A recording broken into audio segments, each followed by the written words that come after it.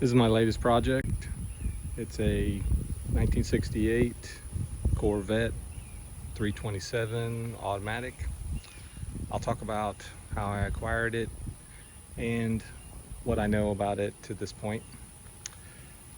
So I was driving through East Texas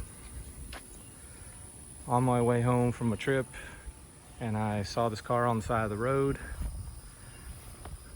I could tell that it was I was doing about 75 miles an hour down the highway, and I could tell that it was a 68 or 69, but I really couldn't see much more than that going that fast down the highway. So on the rest of my trip home, I thought about the car and considered checking into it.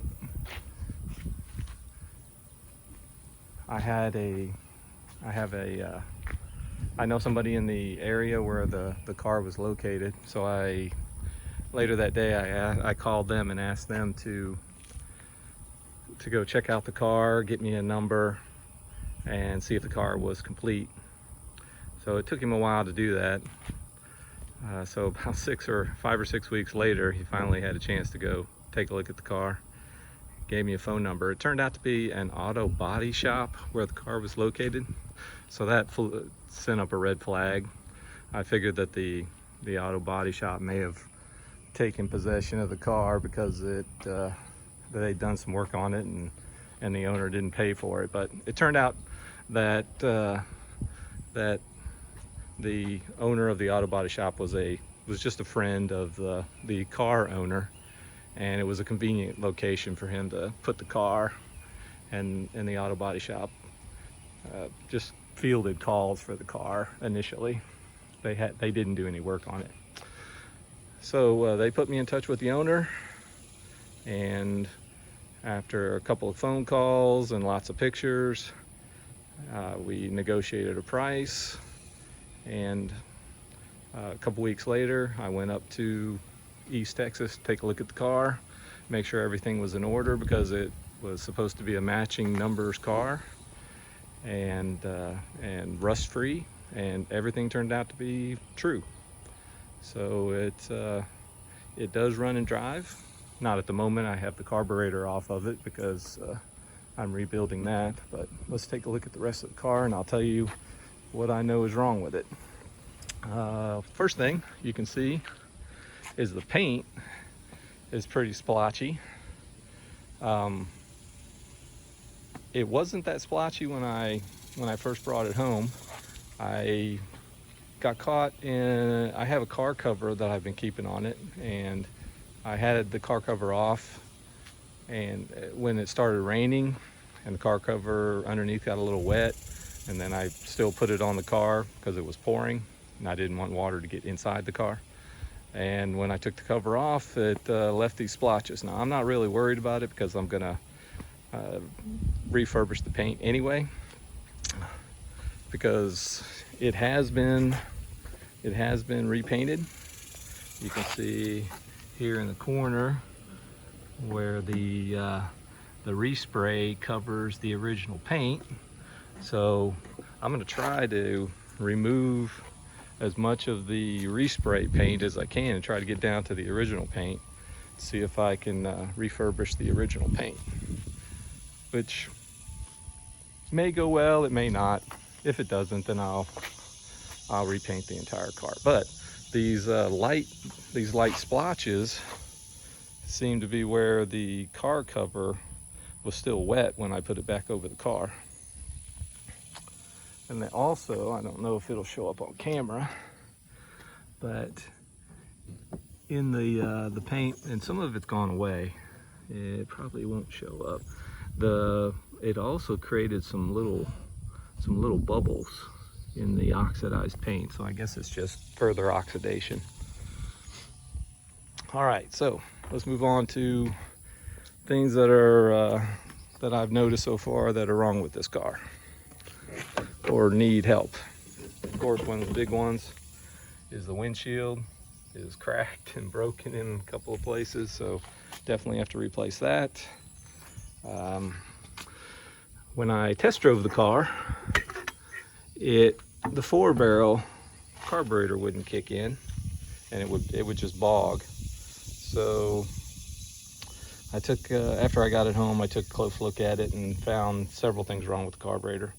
One of the things was the choke here is attached with a bread tie, one of the bread tie wrap type things. Also, the choke pull-off assembly was attached to the carburetor with a zip tie. In addition, the choke worked okay, but the fast idle wasn't working, and then of course the secondaries on the carburetor were not opening when you mash the pedal. So something was keeping those closed, and I'll do another video on the rebuild of the carb. So other than that, this is the wrong windshield wiper door opener. So I've ordered a new one of those, plus it doesn't work. It's the seals on it are dead. That distributor is the wrong one, but the previous owner gave me the original one with the points. I don't think that these valve covers are correct. I'm not sure, I'm still researching that. It did come with factory AC.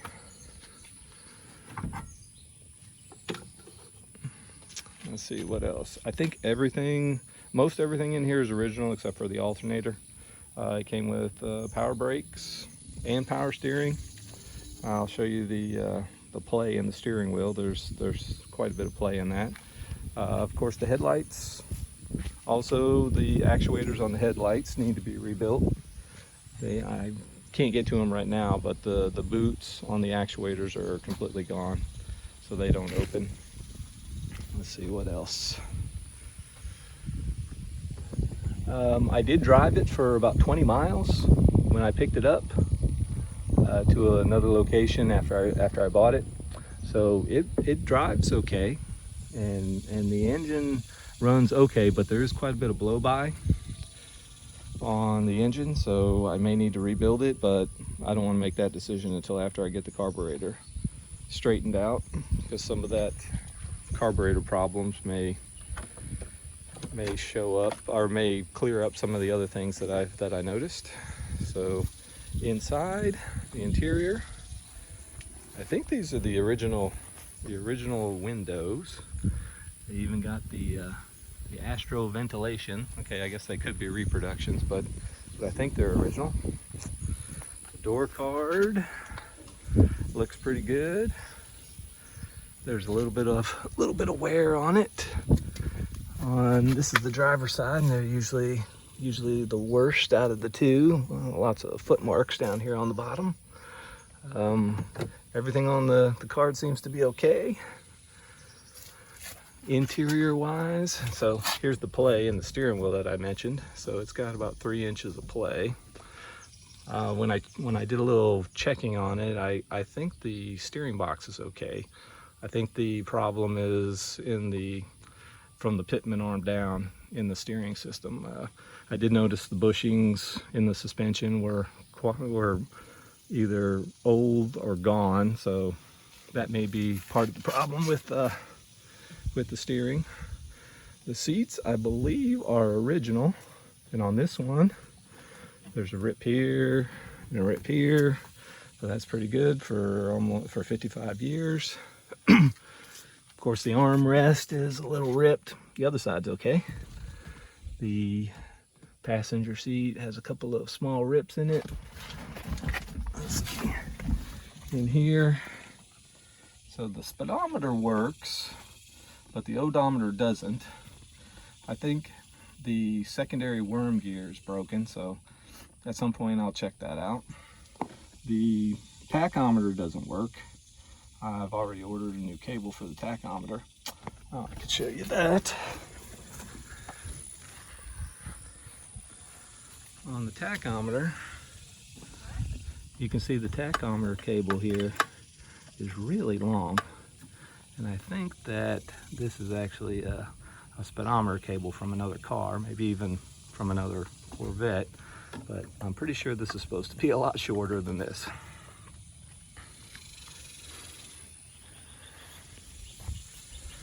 All right, the T-tops, of course, they're, you know, the same paint condition, but they're the trim's in pretty good shape. A little ding there, but nothing serious. The back window, I think, is original, and the headliner, the inside of the T-tops is pretty good. The rearview mirror needs the mirror replaced, so I may do that at some point, but I'll keep the frame part.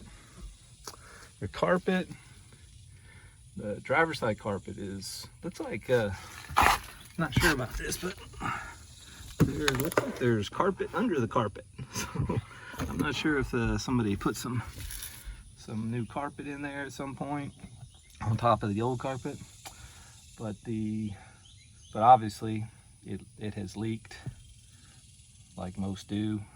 Of course, the seals on the T-top are roasted, and it's gotten wet on both the passenger and the driver's sides. The kick panels are in pretty good shape. When I did the inspection on the car, I removed the door sills and the kick panels, and at the bottom of the bird cage looked rust free. Also, when I bought the car, the previous owner had a lift and was kind enough to put it on the lift, and I looked underneath, didn't see any rust or frame damage on the car. At least to this point, I can't tell that there was any. All right, so the back, the carpet, I think, is mostly original in the back. Look how faded it is, but it's still in, except for the leaves in there, it's still in pretty good condition. So in that box, that it contains the distributor, and the other box has the ignition shielding. So that came with the car. So a few things. Oh, here is the door jamb, which I don't think had a respray, and it looks pretty good.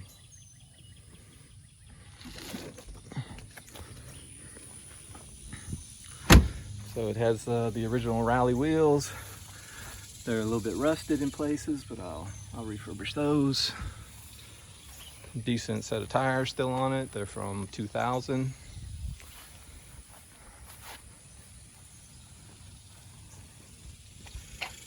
The fuel tank is, I don't know if you can see in there, but it's pretty clean in there. Not too bad. 55-year-old car.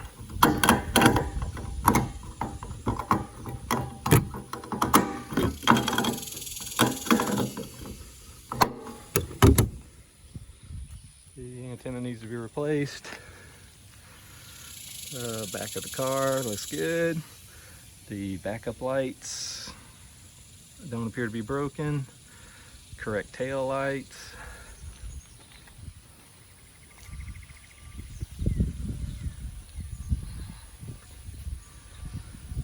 Everything is here. A lot of things don't work, but it does run okay, except for the blow-by. And then when I straighten out that carburetor, I'll know more.